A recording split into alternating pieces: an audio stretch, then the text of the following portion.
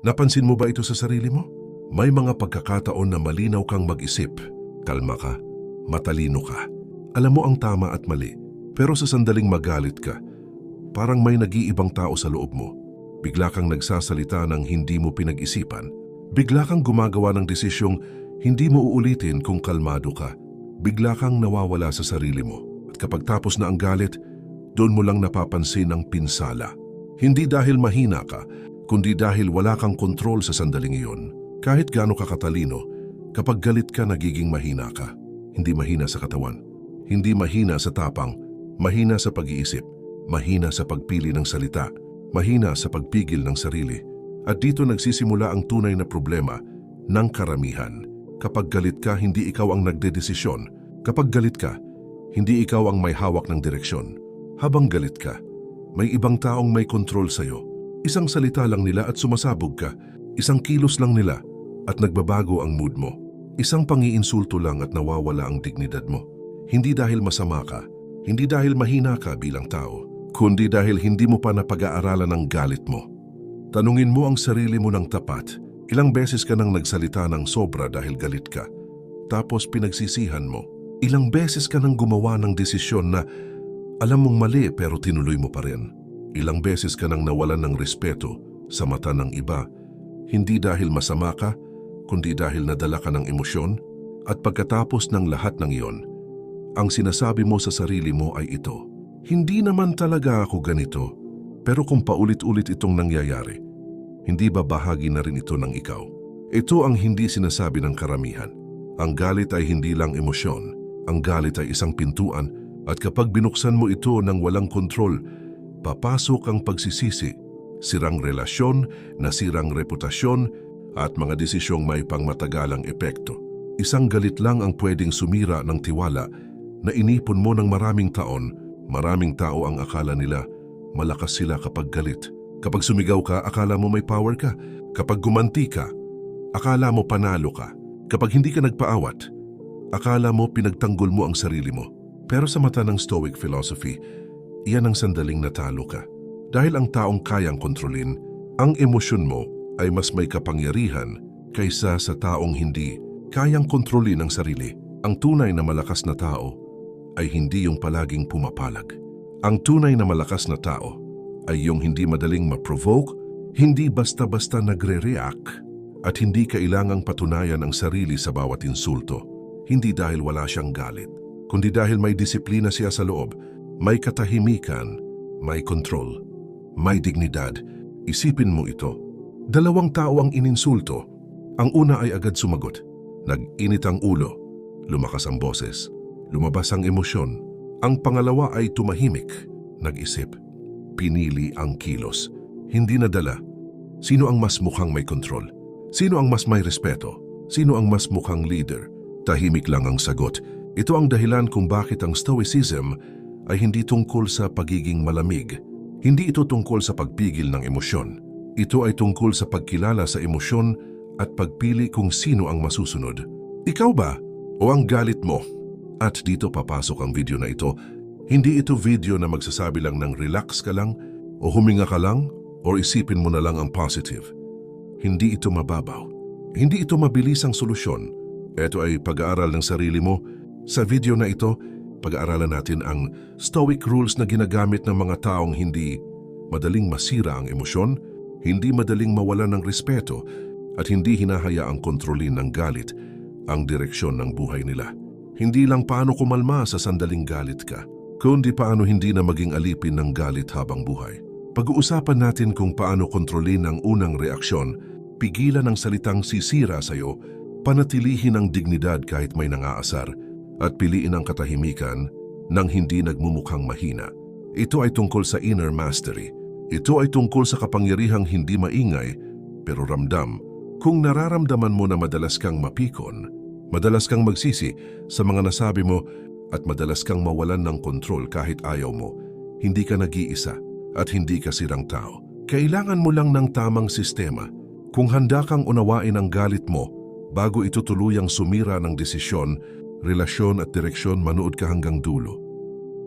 Sa Stoic philosophy, mahalagang unawain na ang galit ay hindi simpleng emosyon lang.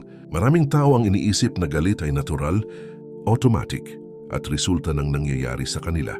Pero sa mata ng Stoic, hindi ang pangyayari ang nagpapagalit sa iyo. Hindi ang salita ng ibang tao, hindi ang pangyayari sa trabaho, hindi ang aksidente sa daan. Ang galit ay paghuhusga mo. Ang galit ay ang interpretasyon mo sa nangyayari.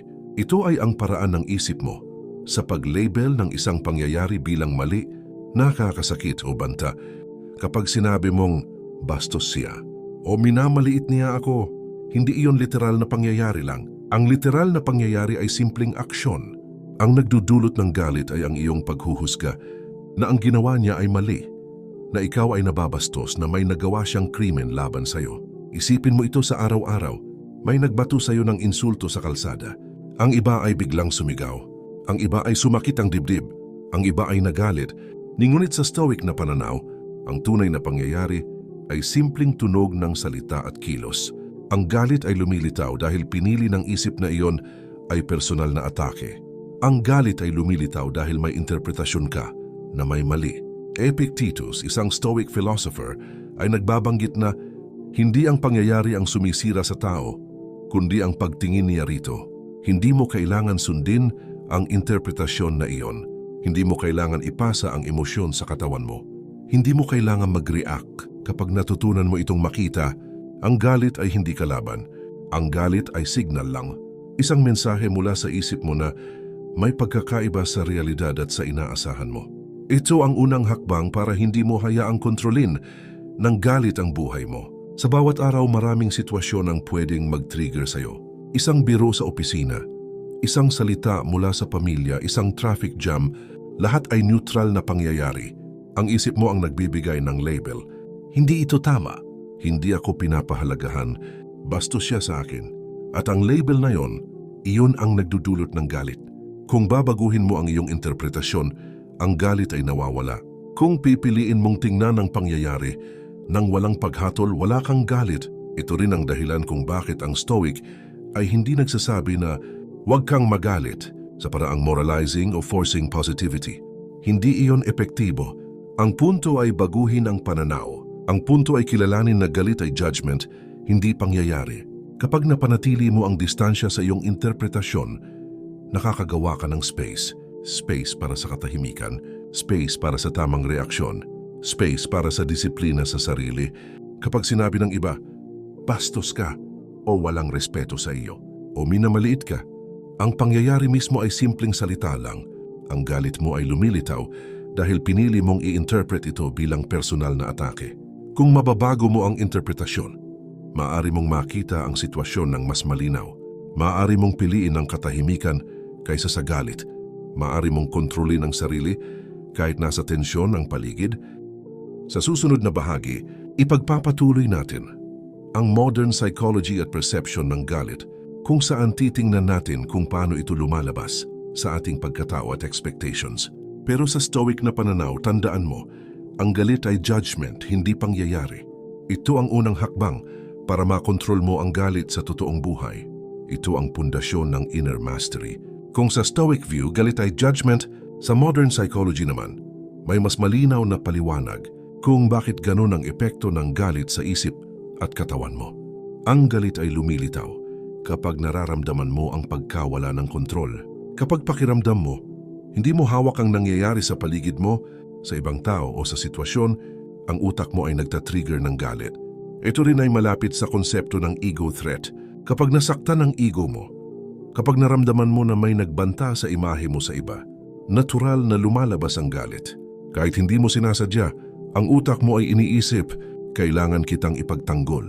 At ang depensa ng utak ay galit. Bukod dito, ang galit ay lumalakas kapag may unmet expectations. Kapag ang nangyayari ay hindi ayon sa inaasahan mo, nagkakaroon ng frustration.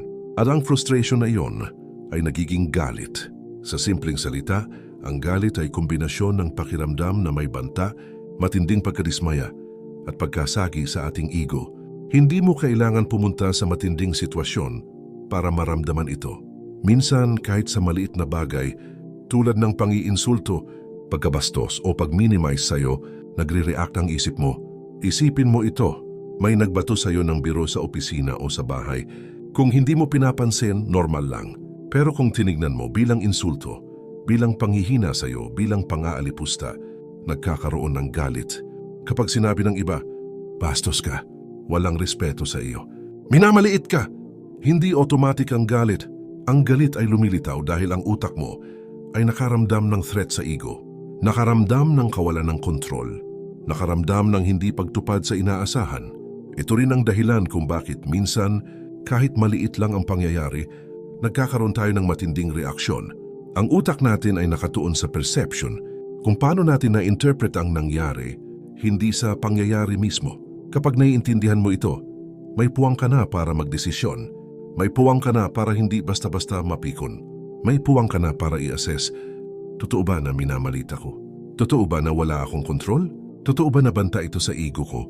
Kung susuriin mo ng malinaw, makikita mo na madalas ang galit ay hindi makatarungan sa sitwasyon. Dito ang reaksyon ng utak, hindi ng realidad. Sa ganitong pananaw, makikita mo rin kung paano nagagamit ang galit sa tao sa pang-araw-araw. Sa traffic, sa trabaho, sa pamilya, sa social media, lahat ay may triggers. Pero hindi ang sitwasyon ang problema. Ang problema ay ang perception mo at expectations mo. Kung pipiliin mong i-adjust ang perception, kung babaguhin mo ang expectations, kung lilimitahan mo ang ego threat, mawawala ang galit. Hindi ito instant na nangyayari, ngunit ito ang pundasyon ng kontrol sa sarili. Kapag pinagsama natin ang Stoic view at ang modern psychology, makikita natin ang pattern. Ang galit ay judgment, hindi pangyayari. Ang galit ay lumalabas kapag nararamdaman mo ang pagkawala ng kontrol, ego threat and unmet expectation. Kung babaguhin mo ang perception, maaari mong kontrolin ang galit bago ito makontrol ka. Sa susunod na bahagi ng content, ipapakita natin kung paano i-apply ang pag-unawa sa galit sa totoong buhay, sa pamilya, sa trabaho, sa paligid mo, at paano magagamit ang stoic at psychological insight para hindi ka basta-basta napupukaw. Ngunit sa puntong ito, tandaan mo, ang galit ay hindi natural na puwersa na dapat labanan. Ito ay reaksyon ng isip mo. Ito ay signal, at kapag naiintindihan mo ang signal, nagkakaroon ka ng kapangyarihan, kapangyarihang tahimik, kapangyarihang malakas, kapangyarihang hindi ramdam ng iba, ngunit ramdam mo sa sarili mo. May lalaking tahimik, hindi dahil wala siyang galit, hindi dahil mahina siya, hindi dahil wala siyang masasabi. Tahimik siya dahil alam niya kung ano ang kayang gawin ng galit kapag pinakawalan. Alam niyang ang galit, kapag hindi kinontrol, ay parang aso na walang tali. Hindi nito alam kung sino ang kakagatin. Hindi nito alam kung kailan titigil. At kadalasan ang unang nasasaktan ay ang amo nito. May araw na ininsulto siya. Hindi sigaw ang sagot niya. Hindi galit. Hindi paliwanag. Tahimik lang. At sa katahimikan na iyon, maraming hindi nakakaintindi. Iniisip ng iba. Mahina. Tuwag. Walang paninindigan. Pero ang hindi nila alam, ang katahimikan niya ay desisyon. Hindi kawalan ng lakas, kundi pagpili ng lakas. May isa pang tao sa parehong sitwasyon, parehong salita ang narinig, parehong insulto, parehong tono. Ngunit ang reaksyon ay magkaiba. Ang isa agad sumabog, lumakas ang boses, lumabas ang galit. Ang isa nanatiling kalmado, nanatiling tahimik, nanatiling buo. At sa mata ng karamihan, ang mas maingay ang mas malakas. Pero sa mata ng karanasan, ang mas tahimik ang may kontrol. Ang galit ay laging may kasamang ilusyon. Ipinaparamdam nito na kailangan mong kumilos ngayon, kailangan mong sumagot ngayon, kailangan mong gumanti ngayon. Pero ang totoo, ang galit ay nagmamadali dahil alam nitong kapag naghintay ka, mawawala ang kapangyarihan nito. May mga salitang isang beses mo lang masasabi, pero habang buhay ang epekto. May mga galit na 5 minuto lang tumagal, pero ang pinsala ay taon ang binilang. At ang lalaking tahimik, alam niya ito. Alam niyang mas mahalaga ang dignidad kaysa sa pansamantalang ginhawa ng paglabas ng galit. Hindi siya perpekto. May mga gabi ring nag-init ang dibdib niya. May mga sandaling gusto niyang sumigaw. May mga pagkakataong gusto niyang ipagtanggol ang sarili niya sa paraang marahas. Pero bago siya magsalita, may tanong siyang laging binabalikan. Ano ang mawawala sa akin kapag nagsalita ako ngayon? At ano ang mapapanatili ko kapag tumahimik ako? At kadalasan, ang sagot ay malinaw. Ang galit ay parang apoy. Kapag ginamit sa tamang oras at lugar, Nakakapagbigay ito ng init. Pero kapag pinabayaan, sinusunog nito ang lahat, pati ang sarili mong tahanan. Ang lalaking tahimik, alam niyang hindi lahat ng apoy ay kailangang sindihan. May mga laban na hindi kailangang sagutin. May mga salita na hindi kailangang patulan. May mga tao na hindi kailangang patunayan dahil hindi lahat ng hamon ay obligasyon. Minsan, ang pinakamature na sagot ay walang sagot. At sa huli, ang katahimikan niya ay hindi kawalan ng emosyon. Ito ay disiplina. Disiplina na piliin ang sarili kaysa sa ego. Disiplina na piliin ang dignidad kaysa sa pansamantalang ginhawa. Disiplina na piliin ang katahimikan kapag ang galit ay gustong maghari. May lalaking tahimik at sa katahimikan niya, hindi siya nawalan ng lakas.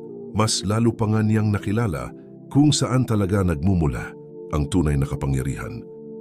May tatlong haligi ang tunay na kontrol sa galit. Hindi ito teknik, hindi ito payo na madaling makalimutan. Ito ay istruktura ng loob. Kapag wala ang mga haliging ito, ang galit ay laging babalik. Iba lang ang anyo. Ang unang haligi ay kung paano mo tinitingnan ang nangyayari. Ang ikalawa ay kung paano ka kumikilos at nagsasalita kapag may tensyon. Ang ikatlo ay kung paano mo kilala ang sarili mo sa gitna ng lahat. Kapag mahina ang isa, nababasag ang kontrol. Hindi mo uunahin ang galit, uunahin mo ang pananaw. Dahil ang nakikita mo, ang nagiging iniisip mo, ang iniisip mo, ang nagiging emosyon mo, at ang emosyon mo, ang nagiging kilos mo. Ito ang tatlong haligi ng Stoic Mastery. Simulan natin sa una. Pillar 1. Control of Perception. Ang unang haligi ng Stoic Control ay hindi tungkol sa galit mismo. Ito ay tungkol sa kung paano mo tinitingnan ang nangyayari bago ka pa magalit. Dahil sa Stoicism, ang pinakaunang laban ay nasa isip, hindi sa bibig, hindi sa kamay, hindi sa kilos. Bago ka pa sumabog, may sandaling tahimik at sa sandaling iyon, may kapangyarihan kang pumili. Unang tuntunin, huwag agad mag-react. Ang reaksyon ay mabilis. Automatic. Walang isip. Ang reaksyon ay parang reflex. May tumama, gumanti ka agad. Pero ang Stoic ay hindi nabubuhay sa reflex. Nabubuhay siya sa choice. Kapag agad kang nag-react, ibinibigay mo ang kontrol sa emosyon. Kapag naghintay ka kahit sandali, binabawi mo ang kontrol sa sarili. Hindi ka mahina kapag hindi ka agad sumagot. Mahina ka kapag ang emosyon mo ang sumagot para sa'yo. Ikalawang tuntunin. I delay ang judgment. Hindi lahat ng nangyayari ay kailangan agad husgahan. Kapag may nagsalita laban sa'yo, hindi ibig sabihin ay bastos siya agad. Kapag may hindi gumalang sa'yo, hindi ibig sabihin ay minamaliit ka agad. Ang isip ng tao ay mabilis humusga dahil gusto nitong protektahan ang ego, pero ang Stoic ay marunong magsabi ng, Teka muna bago ko tawaging insulto. Teka muna bago ko tawaging kawalan ng respeto. Teka muna bago ko sabihing personal ito. At sa teka muna na iyon, maraming galit ang namamatay bago pa lumaki. Ikatlong tuntunin, ihiwalay ang tao sa ginawa. Ito ang isa sa pinakamahirap gawin, lalo na sa kultura na personal ang lahat. Kapag may nagkamali, iniisip natin masamang tao siya. Kapag may nakasakit, iniisip natin sinadya niya. Pero sa Stoic view, ang tao ay hindi palaging katumbas ng kanyang ginawa. Ang isang masamang kilos ay hindi automatikong masamang pagkatao. Kapag inihiwalay mo ang tao sa aksyon, bumababa ang init ng emosyon. Hindi mo na kailangang galitin ang sarili mo para itama ang mali. Ika-4 na tuntunin, hindi lahat ng nararamdaman ay totoo. Ito ang isa sa pinaka-importanting aral. Ang nararamdaman mo ay totoo bilang karanasan, pero hindi ito laging totoo bilang katotohanan. Pakiramdam mo minamaliit ka, pero totoo ba? Pakiramdam mo sinasadya, pero sigurado ka ba? Pakiramdam mo bastos, pero iyon ba talaga ang intensyon? Ang Stoic ay hindi alipin ng pakiramdam. Ginagalang niya ito, pero hindi niya ito sinusunod ng bulag dahil alam niya, ang emosyon ay parang ulap. Dumadaan, nagbabago, umaalis. Kapag pinagsama mo ang 4 na ito, may isang malinaw na pattern. Ang galit ay hindi bigla ang sumasabog, ito ay binubuo ng maling perception, maling interpretation, maling judgment, maling personal attachment. Kapag inayos mo ang perception, hindi mo na kailangang labanan ng galit, kusang humihina ito. Isipin mo ang isang sitwasyon, may taong sumingit sa'yo. Kung ang isip mo ay agad nagsabi ng, Walang modo ito. Galit ang kasunod. Pero kung sinabi ng isip mo, hindi ko alam ang pinagdadaanan niya. May space. At sa space na iyon, may control. Ang control of perception ay hindi tungkol sa pagiging manhid. Ito ay tungkol sa pagiging malinaw. Malinaw sa isip, malinaw sa emosyon, malinaw sa sarili. Kapag malinaw ang isip mo, hindi ka madaling mabiktima ng galit. Ito ang unang haligi ng Stoic Mastery. Hindi mo kinokontrol ang mundo. Hindi mo kinokontrol ang ibang tao. Pero kaya mong kontrolin kung paano mo tinitingnan ang nangyayari. At kapag kontrolado mo ang perception, hawak mo na ang simula ng lahat ng susunod na kilos. Sa susunod na bahagi, papasok tayo sa mas delikado, pero mas makapangyarihan. Pillar 2, Control of Speech and Action, kung saan kahit isang salita lang ay pwedeng magtayo o magwasak ng buong pagkatao. Ang ikalawang haligi ng Stoic Control ay mas delikado kaysa sa una, dahil kahit malinaw na ang isip mo, isang maling salita lang ay pwedeng sirain ang lahat. Hindi lahat ng laban ay nagsisimula sa kamao. Marami ang nagsisimula sa bibig. At kadalasan, ang hindi mo na mababawi ay hindi ang ginawa mo, kundi ang nasabi mo. Sa Stoic view, ang salita ay kilos. Hindi ito hiwalay sa aksyon. Ang sinasabi mo ay may direktang epekto sa mundo. Isang galit na salita ay parang palasong pinakawalan. Kapag lumipad na, hindi mo na ito maibabalik. Ito ang unang tuntunin ng ikalawang haligi. Tahimik ay hindi kahinaan.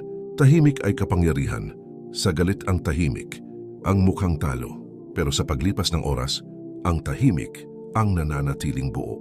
Ang taong sumisigaw ay sinusubukang patunayan ang sarili. Ang taong tahimik ay sigurado sa sarili. Maraming tao ang nagsasalita para gumaan ang pakiramdam nila. Pero ang Stoic ay hindi nagsasalita para gumaan ang loob niya. Nagsasalita siya para hindi masira ang dignidad niya. Ikalawang tuntunin, ang galit na salita ay may irreparable damage. May mga sugat na gumagaling. May mga relasyon na naayos. Pero may mga salitang kahit pa humingi ka ng tawad, mananatili ang marka. Isang beses mo lang sasabihin, pero habang buhay ang bayad. Kapag galit ka, ang bibig mo ay nauuna sa isip. At kapag nauuna ang bibig, nahuhuli ang konsensya. Ito ang dahilan kung bakit ang Stoic ay marunong magpigil, hindi dahil takot siya, kundi dahil alam niya ang halaga ng salita. Ikatlong tuntunin, ang tunay na lakas ay pagpigil. Sa mundo ngayon, ang kapagpigil ay minamaliit, mas hinahangaan ang palaban, mas pinapalakpakan ang maingay. Pero sa loob-loob, alam ng lahat kung sino ang may kontrol. Ang taong kayang pigilan ang sarili kapag may dahilan siyang sumabog ay mas malakas kaysa sa taong sumusunod sa emosyon. Ito ang prinsipyo ng self-restraint. Hindi ito relihiyoso lang. Hindi ito moral lecture. Ito ay strategy ng dignidad. Dahil kapag hindi ka marunong magpigil, kahit gaano ka katalino, madali kang gagamitin laban sa sarili mo. Sa maraming kultura, ang dignidad at honor ay hindi nakukuha sa panalo sa argumento. Nakukuha ito sa asal sa tensyon. Kung paano ka kumilos kapag may nagagalit sa'yo, kapag may nangiinsulto sa'yo, kapag may sumusubok sa pasensya mo. Ang Stoic ay may simpleng tanong bago magsalita o kumilos. Kapag ginawa ko ito, mas buo ba ako o mas wasak? At kung ang sagot ay masisira ang dignidad, ang katahimikan ang pinipili. Hindi ibig sabihin nito na hahayaan mo ang lahat. May oras para magsalita, may oras para kumilos. Pero ang Stoic ay hindi kailanman kumikilos mula sa galit. Kumilos siya mula sa prinsipyo, mula sa linaw ng isip, mula sa respeto sa sarili. Kapag hawak mo ang iyong salita at hawak mo ang iyong kilos, hindi ka madaling mahila sa gulo, hindi ka madaling maprovoka, hindi ka madaling manipulahin, at dahan-dahan nararamdaman ng mundo na hindi ka basta-basta gagalawin. Ito ang ikalawang haligi, control of speech and action. Kapag kaya mong manahimik, kahit may dahilan kang sumigaw, doon mo malalaman na nagsisimula ka ng maging malakas. Sa susunod, papasok tayo sa pinakamalalim na bahagi. Pillar 3, Control of Inner Identity. Dahil ang taong kilala ang sarili, bihirang magalit. Ang ikatlong haligi, ang pinakatahimik, pero siya ang pinakamakapangyarihan. Dahil kahit kontrolado mo ang isip mo, kahit kontrolado mo ang salita at kilos mo, kung hindi malinaw kung sino ka, madali ka pa ring yayanigin. Ang mundo ay hindi sumisira ng tao sa suntok. Sinisira nito ang tao sa pagkalito ng identidad. Ito ang sentro ng Stoic strength. Hindi lahat ng opinyon tungkol sa'yo ay kailangan mong dalhin.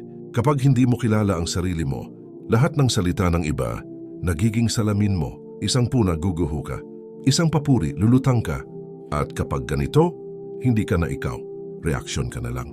Ang Stoic ay may malinaw na inner identity. Hindi ito titulo. Hindi ito status. Hindi ito validation. Ito ay tahimik na kaalaman. Ako ay may prinsipyo. At hindi ito nagbabago kahit magbago ang mundo. Ito ang unang tuntunin ng ikatlong haligi. Hindi ka kung ano ang sinasabi ng iba. Ikaw ay kung ano ang inuulit mong ginagawa. Maraming tao ang abala sa imahe. Paano sila tinitingnan? Paano sila hinuhusgahan? Pero ang Stoic ay abala sa karakter. Dahil alam niya, kapag buo ang karakter, kusang susunod ang respeto. Ikalawang tuntunin, ang emosyon ng iba ay hindi mo responsibilidad. Kapag may nagalit, hindi ibig sabihin mali ka. Kapag may na-offend, hindi ibig sabihin dapat kang magbago. Kapag may hindi nakaintindi, hindi ibig sabihin kailangan mong ipaliwanag ang sarili mo. Ang taong buo ang identidad ay hindi nagmamadaling ipagtanggol ang ego. May mga laban na hindi mo kailangang salihan para manalo. Dahil ang pananatiling kalmado ay patunay na hindi ka nakatali sa opinyon ng iba. Ikatlong tuntunin, ang taong kilala ang sarili ay bihirang magalit. Bakit? Dahil ang galit ay madalas galing sa takot. Takot na hindi ka respetuhin, takot na maliitin, takot na mawalan ng halaga. Pero kapag alam mo ang halaga mo, hindi ka madaling masaktan. Hindi dahil manhid ka, kundi dahil matatag ka. Sa Stoic view, ang tunay na identity ay internal. Hindi ito nakikita, hindi ito pinapalakpakan. Pero ramdam ito, ramdam sa paninindigan, ramdam sa katahimikan, ramdam sa consistency. Ito ang dahilan kung bakit ang Stoic ay hindi pa bago-bago. Hindi siya ibang tao kapag mag-isa. Hindi siya ibang tao kapag may nanonood. Iisa lang siya, may nakatingin man o wala.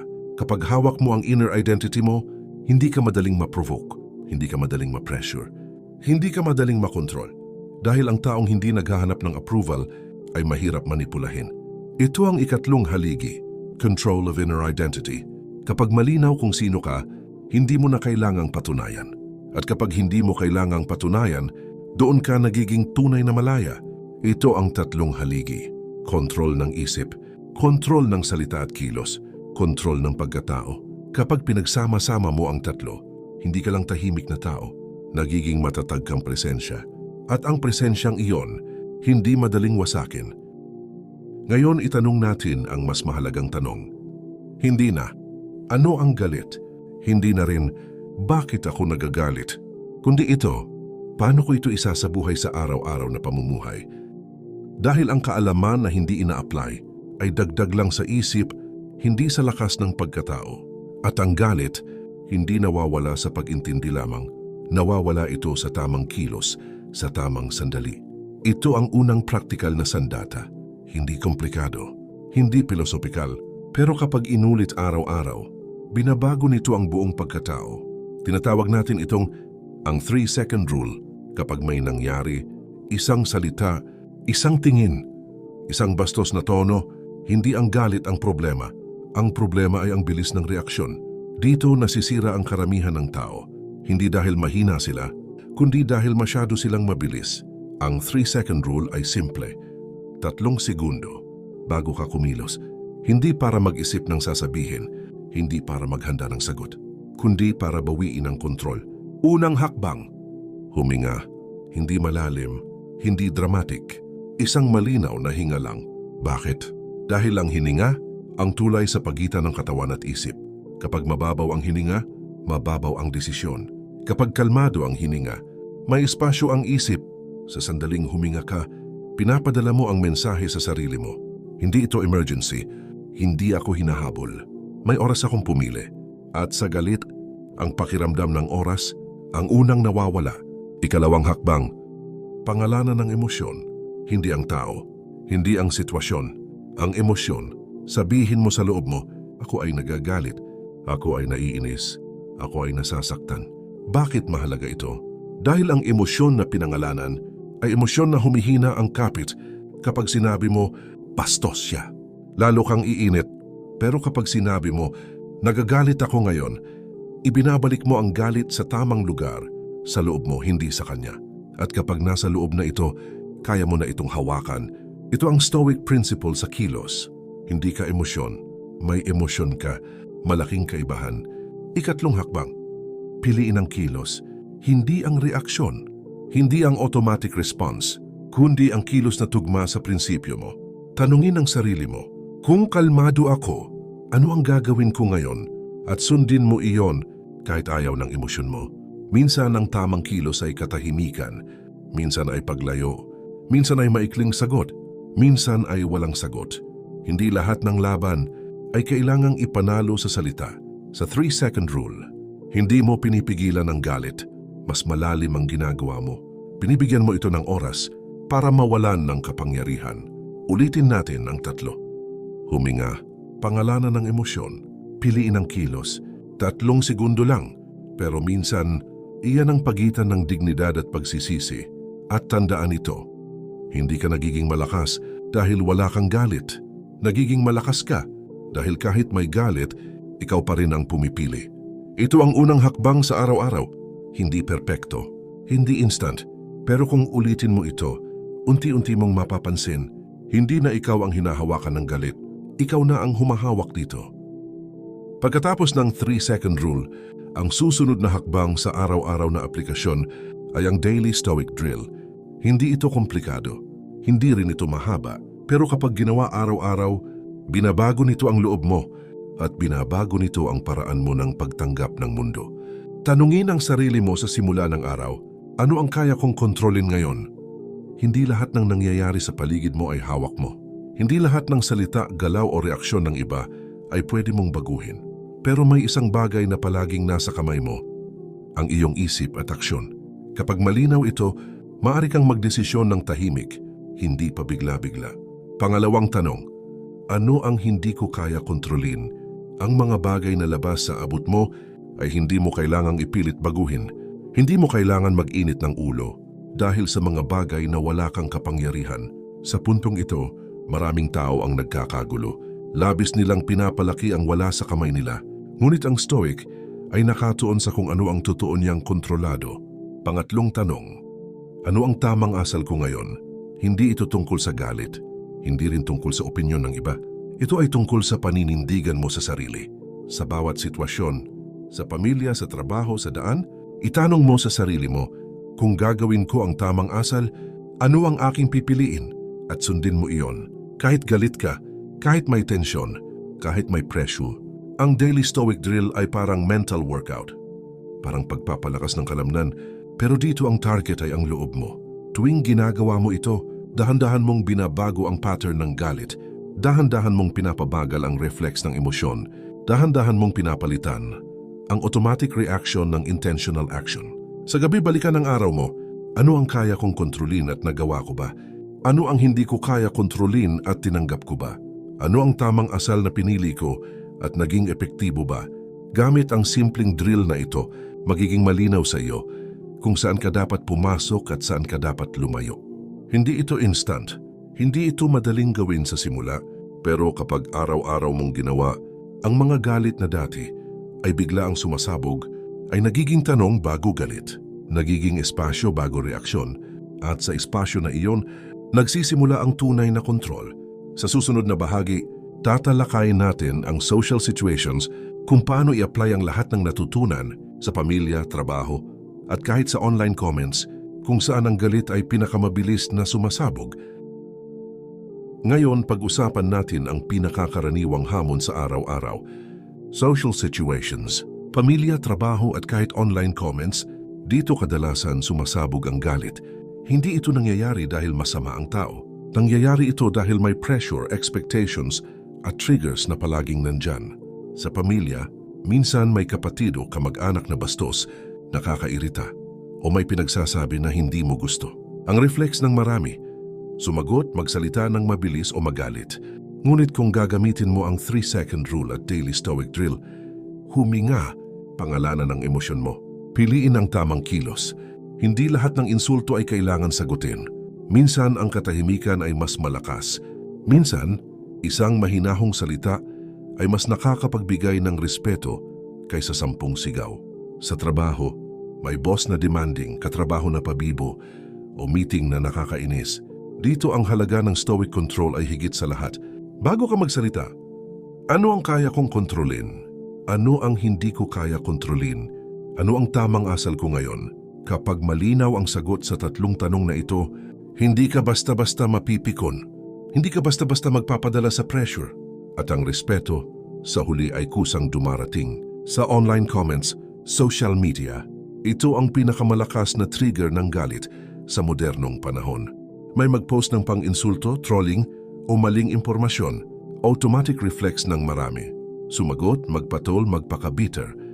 Pero isipin mo, hindi mo kontrolado ang opinyon ng ibang tao. Hindi mo kontrolado ang galit ng mga trolls. Ang kaya mong kontrolin ay ang sarili mo. Kung paano mo babalikan ang comment, kung magre-react ka ba, at kung ano ang pipiliin mong salita. Minsan, ang pinakamalakas na aksyon ay hindi aksyon. Minsan, ang pinakamatalino ay walang reply. Sa bawat social situation, ang pattern ay pareho. Huminga at magbigay ng espasyo. Pangalanan ang emosyon. Piliin ang tamang kilos ayon sa prinsipyo, hindi sa galit. Kilalanin ang sarili at manatiling consistent sa karakter. Sa ganitong paraan, kahit sa mga pinakamahihirap na sitwasyon, pamilya, trabaho o social media, nagiging kalmado ka, nagiging deliberate ka, nagiging presensya ka, hindi reflex, nagiging malakas ka sa tahimik na paraan. At tandaan, ang tunay na stoic mastery ay hindi sa pagiging manhid. Hindi ito pagiging malamig o walang emosyon. Ito ay pagiging malinaw sa sarili, malinaw sa perception, sa salita, sa kilos, at sa identity. At kapag malinaw ka, ang mundo ay hindi na hawak ang galit mo, ikaw ang may hawak ng sarili mo. Hindi mawawala ang galit sa mundo. Hindi mawawala ang mga tao na bastos, pabibo, o walang respeto. Hindi mawawala ang tensyon sa pamilya, sa trabaho o sa social media. Ngunit may isang bagay na maaari mong kontrolin, ang kapangyarihan nito sa iyo. Kapag alam mo ang 3 haligi, control ng perception, control ng speech at action, control ng inner identity, at inulit mo ang mga drills araw-araw, mapapansin mo, ang galit ay hindi na gumagapang sa isip mo. Hindi na ito nagdidikta ng salita mo. Hindi na ito nagbabaluktot ng pagkatao mo. Hindi mo kailangang maging manhid. Hindi mo kailangang maging malamig. Hindi mo kailangang iwasan ang emosyon, kundi matutong hawakan ang sarili sa bawat hininga, sa bawat salita, sa bawat kilos. Ang katahimikan ay hindi kawalan. Ito ay presensya. Ang pagpili ay hindi pag-aalinlangan. Ito ay kapangyarihan. At sa huli, ang pinakamahalagang tanong, kung hawak ko ang sarili ko, hindi ba mas malaya at mas malakas ako kaysa sa galit ng mundo? Ngayon alam mo na kung paano ito ilalapat sa buhay mo. Huwag mo lang pakinggan, gawin mo. At kung nagustuhan mo ang nilalaman, i-like, i-share at i-subscribe para mas marami pa tayong mapag-aralan. Maraming salamat.